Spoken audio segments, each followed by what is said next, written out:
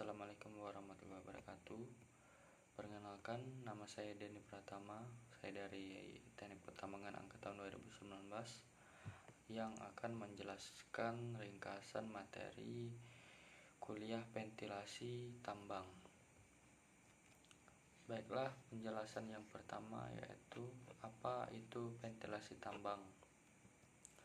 Pengertian ventilasi tambang yaitu suatu cara untuk mengalirkan, mengatur, mengontrol udara yang dibutuhkan pekerja, peralatan, dan sebagainya dari permukaan ke dalam lubang bukaan tambang. Kemudian tujuan ventilasi tambang yaitu mengatur, mengendalikan kualitas udara tambang, mengatur, mengendalikan kuantitas udara tambang, dan mengatur suhu dan kelembapan udara tambang.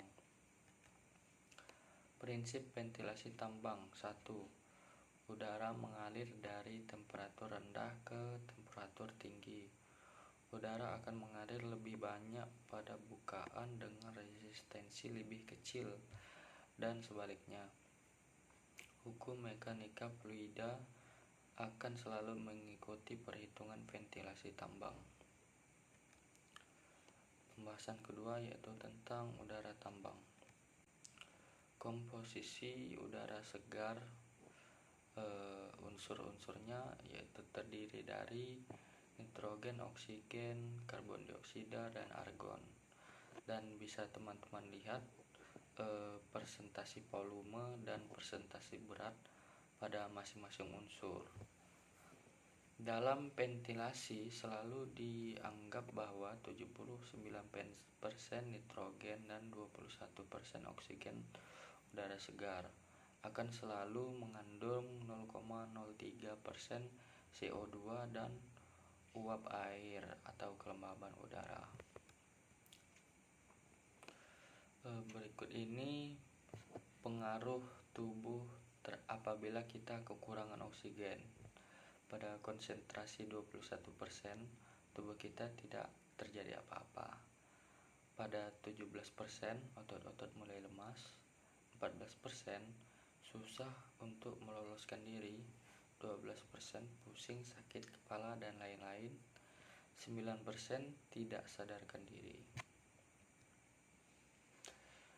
Unsur-unsur dalam udara yaitu terdiri dari karbon dioksida, karbon monoksida, asap nitrogen, metan, hidrogen, hidrogen sulfida, klorin, aldehides, amonia, asetlin. Kemudian freon 11, freon 12, hidrosianda, asid gas, oksigen, nitrogen, dan helium.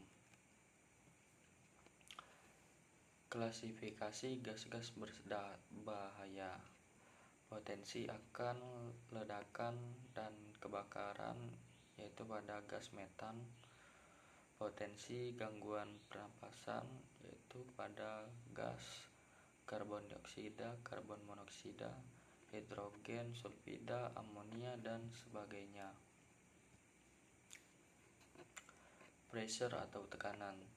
Tekanan juga populer dengan singkatan bar, yaitu dari barometer. 1 bar yaitu 100.000 Newton meter kubik. Atmosfer pressure di laut yaitu 101.300 Newton meter persegi sama dengan 101.300 Pascal sama dengan 101,3 kilopascal. Atmosphere pressure is equal to the weight of atmosphere above the point. Berkurang dengan semakin tinggi ketinggian tempat. Atmosphere pressure berkurang 1 kilopascal setiap kenaikan 90 meter dan bertambah 1 kilopascal setiap penurunan 90 km. Itulah akibatnya apabila di gunung tekanan udaranya lebih sedikit karena berkurang. Kemudian rumus Charles Law. Rumus Charles, P1 dibagi T1 sama dengan V2 dibagi T2. Keterangannya itu V1 volume gas pada keadaan 1, V2 volume gas pada keadaan 2, T1 suhu mutlak gas pada keadaan 1, T2 suhu mutlak pada keadaan 2. Ini tentang perbandingan antara volume gas dan suhu mutlak. Kemudian rumus yang kedua yaitu Boyle Law. P1 kali V1 sama dengan P2 dikali V2. Ini tentang persamaan tekanan dan volume antara keadaan 1 dan keadaan 2. Ya, seperti teman-teman bisa lihat di layar. Kemudian kita masuk ke pembahasan ketiga yaitu perencanaan ventilasi. Parameter perencanaan ventilasi tambang yaitu 1. Mengetahui layout tambang. 2. Geometri bukaan sistem penyanggaan. Keempat, kebutuhan udara maksimal. Layout tambang itu seperti di layar bisa teman-teman lihat, tentang percabangan yang akan kita lalui pada ventilasi tambang. Kemudian geometri tambang, geometri bentuk dari tambang bawah tanah kita itu seperti ini, atau juga ventilasi kita seperti ini bentuknya. Kemudian sistem penyanggaan. Nah, bisa teman-teman lihat di sini ada yang memakai besi, ada yang juga di semen beton ya teman-teman. Kemudian kebutuhan udara. Nah, udara itu dibutuhkan oleh pekerja, peralatan, gas, dan safety factor. Rumus Atkinson equation yaitu P sama dengan KCl Q2, kemudian dibagi A pangkat 3, kemudian dikali P1 bagi P0. Ya, dengan keterangan P itu adalah pressure drop yaitu friction factor, C itu perimeter bukaan, L itu panjang bukaan, A itu luas bukaan, P1 densitas udara kotor, P0 densitas udara bersih, Q adalah debit udara.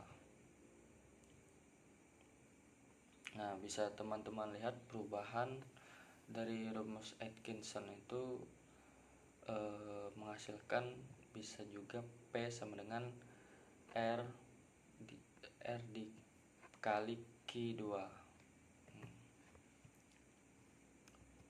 Kemudian pada selanjutnya kita akan menghitung R yaitu resistensi. Nah, cara perhitungannya pada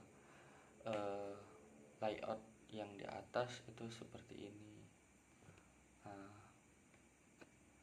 Total resistensi yaitu seri AB ditambah paralel ditambah seri GH, dan yang akan menghasilkan resistensi total.